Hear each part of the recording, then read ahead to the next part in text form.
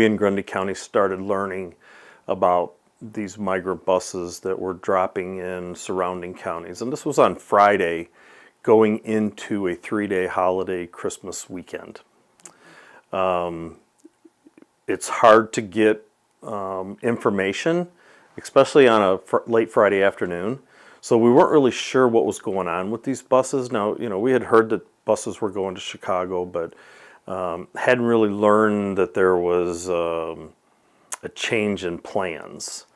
So when we started learning about these buses dropping in our surrounding counties like Kankakee County, for example, I spoke with Sheriff Downey, who told me that he learned that several buses had dropped in his county at 4:30 in the morning, basically kicked the people off the bus and said, "Welcome to Chicago," and left.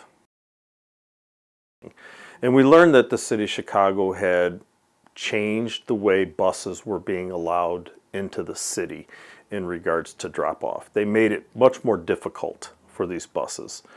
And so the buses in turn were dropping migrants off in surrounding communities. So we had to come up with a plan.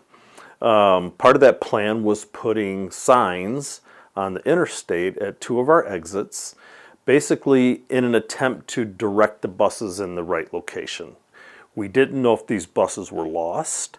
We didn't know if they were intentionally dropping them in surrounding communities. We like I said, we really didn't have a whole lot of information. So we put the signs up that says, "No migrant buses this exit."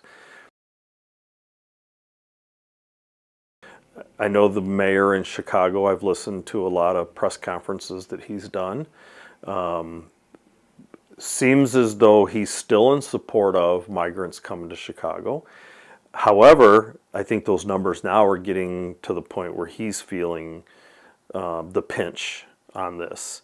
And I can only assume that's the reason why he's created the rules that he's created for the drop-off points, that the times are a lot more strict, that they have to provide advance notice that the buses are coming.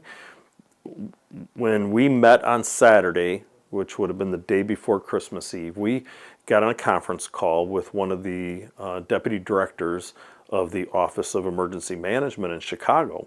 Had a very good conversation with him. He was very helpful in kind of explaining why we were at a point where we were at today. And basically what he told me is they're full. Their bed space is full.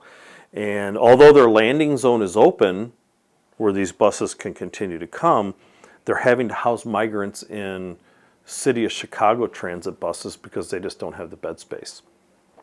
So I've heard the mayor on TV talking about they need more help. Whether that help comes from the state of Illinois or whether it comes from Washington, D.C., I don't see this issue stopping. Right, this is going to continue, and the governor in Texas is getting creative.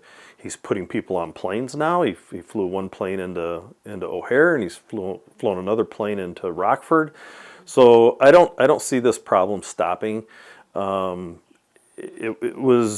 think it was okay as long as it stayed in Texas.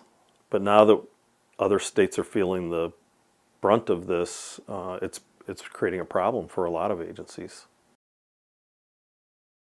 If you have any opinion on that. So I've been watching this crisis happening in Texas, and like I said, I've heard politicians from around the United States say poo-poo to the governor for doing what he's doing, and I can understand, but they have to put themselves in Governor Abbott's shoes, right? We're dealing here in Illinois, I think Chicago's up to 20,000, 22, 23,000.